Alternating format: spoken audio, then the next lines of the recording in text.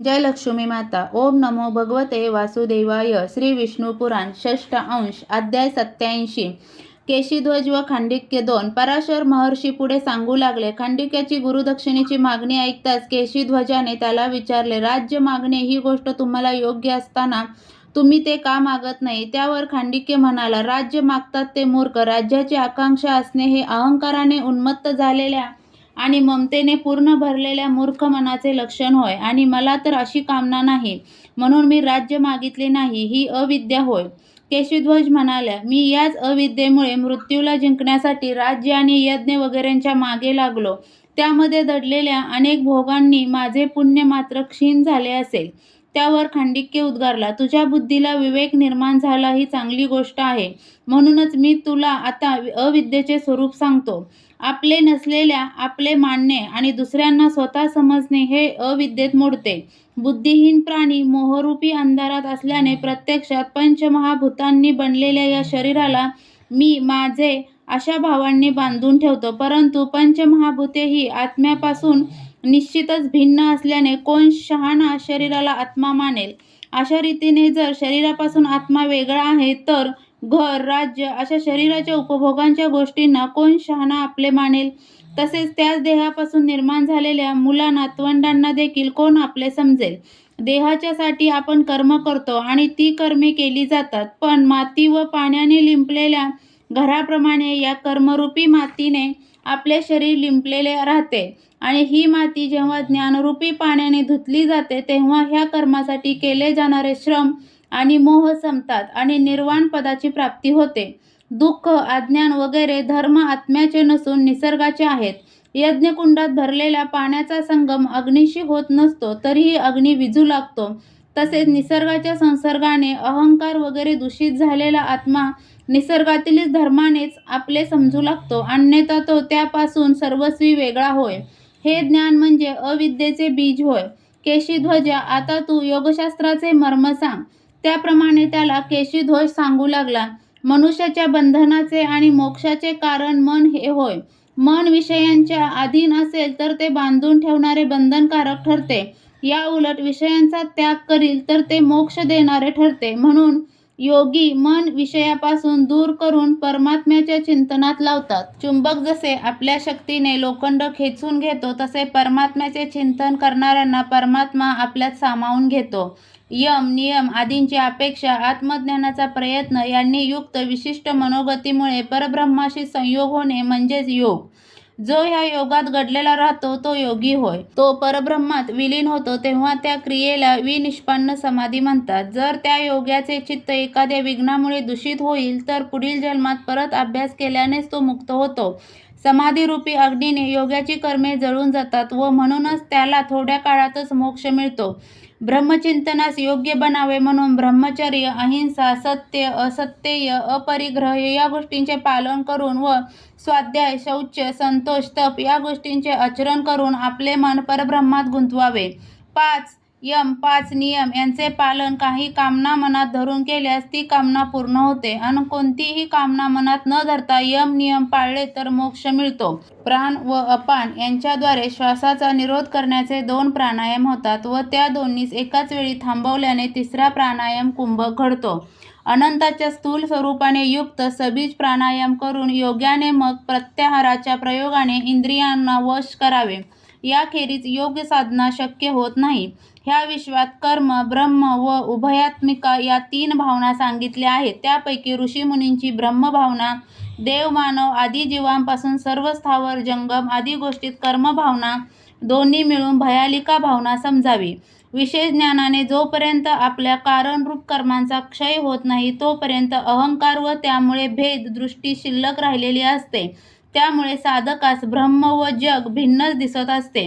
ज्यामुळे हे सर्व भेद अभेद नष्ट होतात तो सांगून समजणारा विषय नाही, तर अनुभवाने जाणण्याची ती गोष्ट आहे. तेच विष्णूचे स्वरूप, परमस्वरूप व विश्वरूप होय.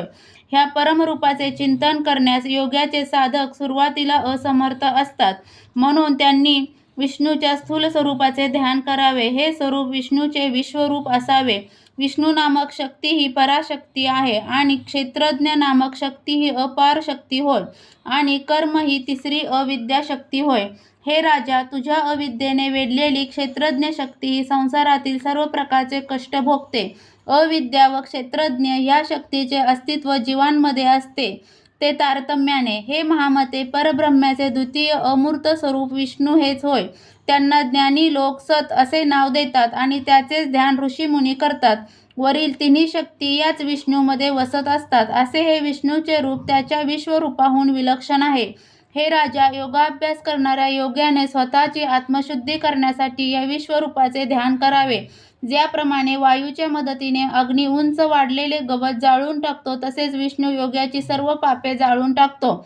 परमेश्वराच्या या मूर्तीच्या चिंतनाने योग्याचे चित्त अन्य विषयांपासून दूर होते आणि असे चित्त विष्णू स्वरूपातच स्थिर होण्याला धारण असे म्हणतात. हे राजा, कोणत्या तरी आधाराखेरीज धारणा होत नसे. अशा धारणेसाठी परमेश्वराचे मूर्त स्वरूप सांगितलेले आहे. हे रूप कसे आहे ते ऐक. प्रसन्न मुख, कमळाच्या पाकळ्यांसारखे डोळे, अति उत्तम गाल, विशाल कपाळ, कुंडले घातलेले कान, शंखासारखी मान, विशाल आणि श्रीवत्स चिन्ह असलेली छाती, बेंबीने शोभणारे पोट असलेले, 8 लांब लांब हात असलेले, जांघा व उरू सम असलेले, मनोहर चरणकमल असलेले, असे हे विष्णूचे स्वरूप होय. त्यांनी किरीट, हायकेरू, कटक इत्यादी आभूषणे धारण केली आहेत. त्यांनी शारंग, धनुष्य, शंख, चक्र, गदा, खड्ग, अक्षमाला अशी आयुधे धारण केलेली असतात. वरद व अभय अशा 2 मुद्रांमध्ये त्यांचे 2 हात असतात. त्यांच्या हातात रत्नखचित अंगठी शोभत असते. अशा विष्णूंच्या बसलेल्या मूर्तीचे चिंतन एकाग्र मनाने करावे. चालताना, उठता बसताना आणि अन्य काहीही कामे करीत असताना देखील विष्णूचे हे रूप आपण आपल्या मनात दृढपणे ठसलेले असावे. असे होईपर्यंत त्या विष्णू रूपाचे एकाग्र मनाने ध्यान करीत राहावे. अशा प्रकारे विष्णूंची मूर्ती जेव्हा तुमच्या हृदयात ठसेल तेव्हा तुम्हाला सिद्धी प्राप्त होईल. अशा रीतीने तुमची धारणा एवढी दृढ होईल तेव्हा शंख, चक्र आदी आयुधे न घेतलेले विष्णूचे शांत स्वरूप आहे त्याचे ध्यान करावे. हे शांत रूप जेव्हा तुमच्या हृदयात पक्के ठसेल तेव्हा मुकुट, हार आदी आभूषणे नसलेल्या विष्णूंचे चिंतन करीत राहावे. हेही रूप तुमच्या मनात ठसेल तेव्हा एकच भुजा असलेल्या विष्णू रूपाचे ध्यान करायला सुरुवात करावी. हे रूप जेव्हा तुमच्या हृदयात येईल तेव्हा अवयवरहित अशा विष्णू मूर्तीचे ध्यान करावे, म्हणजे समाधी लागते. खरे म्हणजे भगवान विष्णूंच्या भावाने परिपूर्ण असलेले विशेष ज्ञान जे आहे ते परमात्म्याहून वेगळे नाहीच. विज्ञान आणि परमात्मा या 2 गोष्टी वेगळ्या मानणे हेच अज्ञान होय. हे खांडिक्य, तुझ्या प्रश्नांचे उत्तर मी संक्षेपाने दिले आहे. आता तुझे आणखी कोणते काम मी करावे? त्यावर खांडिक्य उद्गारला, मी जे माझे असे म्हटले होते ते खोटेच ठरले आहे, कारण तू दिलेल्या ज्ञानामुळे मनावरची सर्व पुटे दूर झाली आहेत. हे केशीध्वजा, तू योगज्ञान देऊन माझ्या मुक्तीसाठी सर्वच केले आहेस, तेव्हा तू सुखाने जावे. श्री पराशर मुनी पुढे म्हणाले, यानंतर खांडिक्य वनात योगसिद्धी करू लागला आणि अखेर त्याला मुक्ती मिळाली. इकडे राजा केशीध्वज आपल्या नगरात परतला आणि निष्काम कर्मे करीत राहिला. अनेक वर्षे राज्याचा उपभोग निष्काम भावनेने घेतल्याने अखेर त्याची पापे क्षीण होऊन तोही मुक्त झाला. अध्याय 88. विष्णू पुराणाची फले. श्री पराशर म्हणाले, हे मैत्रेय, हे पुराण ऐकायला तू उत्सुक असलेला पाहून मी तुला हे सर्व विष्णू पुराण सांगितले आहे. या सर्व पापांचे हरण करणारे आणि पुरुषार्थाचे प्रतिपादन करणारे पुराण आहे. तथापि तुला आणखी काही विचारावयाचे असेल तर विचार. मैत्रेय उद्गारले, हे भगवान, मी विचारलेले सर्व काही तुम्ही सांगितले आहे आणि मीही ते भक्तीने ऐकले आहे. आता मला काही विचारायचे नाही. माझ्या सर्व शंकांचे समाधान होऊन माझे चित्त स्वच्छ झाले आहे.